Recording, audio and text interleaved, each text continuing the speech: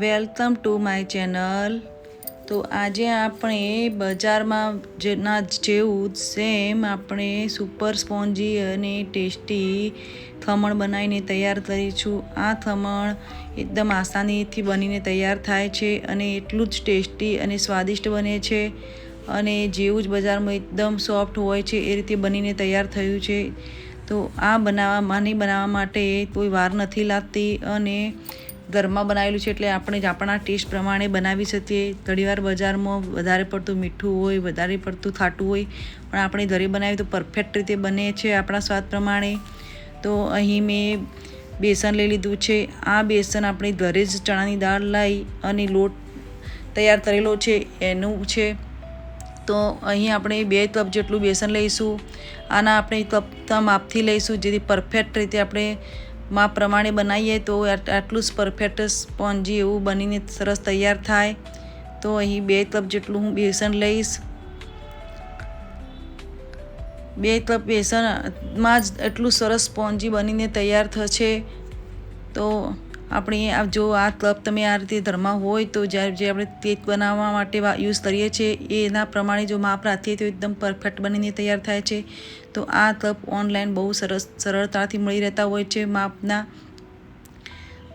તો 2 કપ અહીંયા બેસન લીધું છે, સાથે જ 4 ટીસ્પૂન આપણે પાવડર શુગર લઈશું, એટલે તે ખાંડનું બૂરું લઈશું।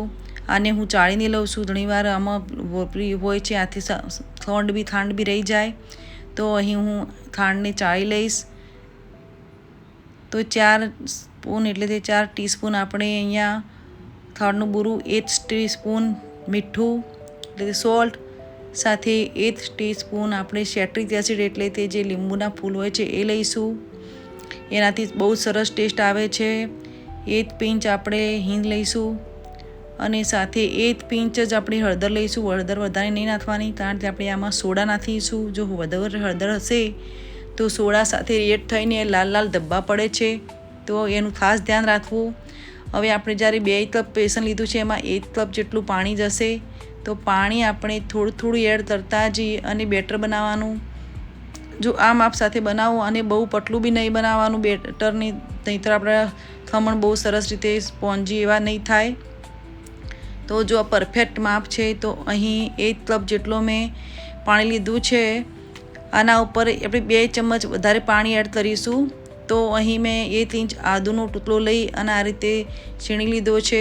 તમે ચાહો તો મરચું બી નાખી શકો છો, લીલું મરચું ઝીણું સમારીને, પણ અહીંયા મારે ખમણ તીખું નથી બનાવવું એટલે મેં નથી નાખ્યું।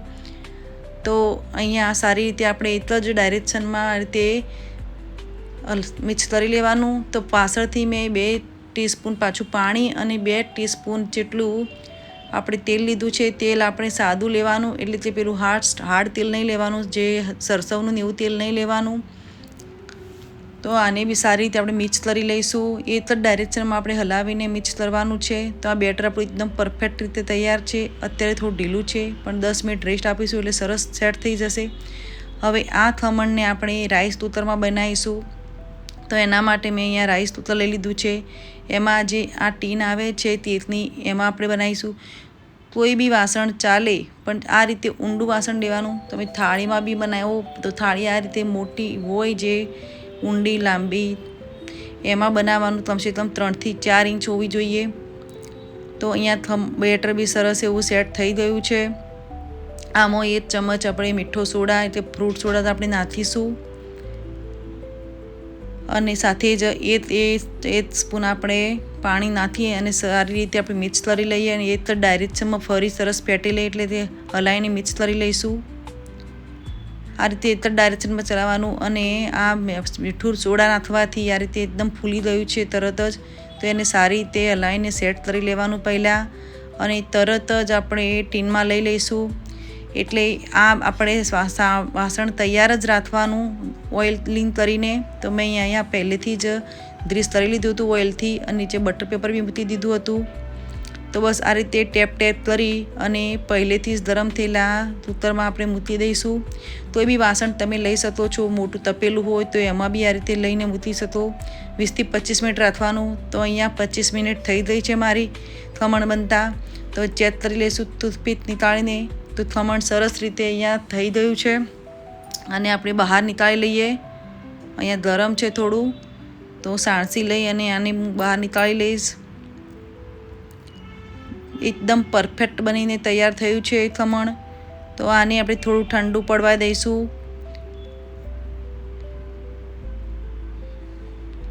ચારે બાજુથી આ રીતે છૂટું પાડી, આપણે બહુ એકદમ ઠંડુ બી નથી પડવા દેવાનું. ખમણ થોડું છે ગરમ જ સારું લાગે. તો આ રીતે ચારે બાજુથી છૂટું પાડી અને આપણે થાળીમાં ઉલટું આ રીતે કરી અને નીકાળી લઈશું. તો તમે જોઈ શકો છો તેટલું સરળતાથી નીકળી ગયું છે. તો આ ખમણને આપણે સીધું કરી લઈશું. તો સુપર એવું સ્પોન્જી બનીને તૈયાર થયું છે.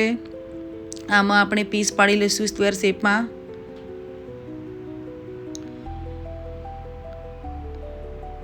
એકદમ સરસ રીતે ફૂલીને તૈયાર થયું છે અને આ ખમણ ખાવાની બહુ જ મજા આવે, એટલું સરસ ટેસ્ટી બનીને તૈયાર થાય છે. ઘરે બનાવવાથી એટલો ફાયદો કે આપણને આપણી સામગ્રી બી એકદમ ચોખ્ખી હોય અને હાઇજીનથી બનાવેલું હોય. તો અહીંયા મેં પીસ પાડી લીધા. હવે આપણે આમાં વધાર માટે એક વાસણ લઈશું. એમાં મેં 4 ચમચ જેટલું તેલ લીધું છે. હવે તેલ ગરમ થાય એટલે એકદમ સરળ છે વધારે બનાવવો બી. તો એમાં 1 ચમચ આપણે રાઈ નાખીશું. હવે રાઈ સતરાઈ જાય એટલે સાથે મીઠા લીમડાના પાન અને લીલું મરચું કાપીને નાખીશું. સાથે જ આપણે જે તપથી 2 બેસન લીધું હતું એ જ તપ આખું ભરીને આમાં પાણી લઈશું. પાણી આમાં વધારે જ જોઈશે કારણ કે પાણી નીચે સુધી જાય. અને સાથે મીઠું નાખ્યું છે મેં 1.5 ચમચી જેટલું અને 2 ચમચી જેટલું મેં અહીંયા ખાંડ નાખી છે. તો અહીં આ પાણી ત્યાં સુધી ઉતારવાનું જ્યાં સુધી આપણે એ શુગર મેલ્ટ ના થાય. શુગર એટલે ખાંડ ગળી ના જાય ત્યાં સુધી આને પાણીને ઉતારવાનું. તો અહીં ગેસ ગરમ કરી લઈશું. સરસ પાણી ઉતરી ગયું છે. હવે આ વધારને આપણે ખમણ ઉપર સારી રીતે ફેલાઈ દઈશું. આ પાણી નીચે સુધી એકદમ પીવાઈ જાય ખમણ એ રીતે જ નાખવાનું છે કારણ કે આ નાયલોન ખમણ એકદમ રસીલા સારા લાગે ખાવામાં. તો દેખો સુપર સોફ્ટી અને સ્પોન્જી ખમણ બનીને એકદમ તૈયાર થયા છે અને ખાવામાં બી એટલા ટેસ્ટી છે. તો જો મારી આ રેસીપી ગમી હોય તો મારા વિડીયોને please like, share and subscribe and thank you for watching.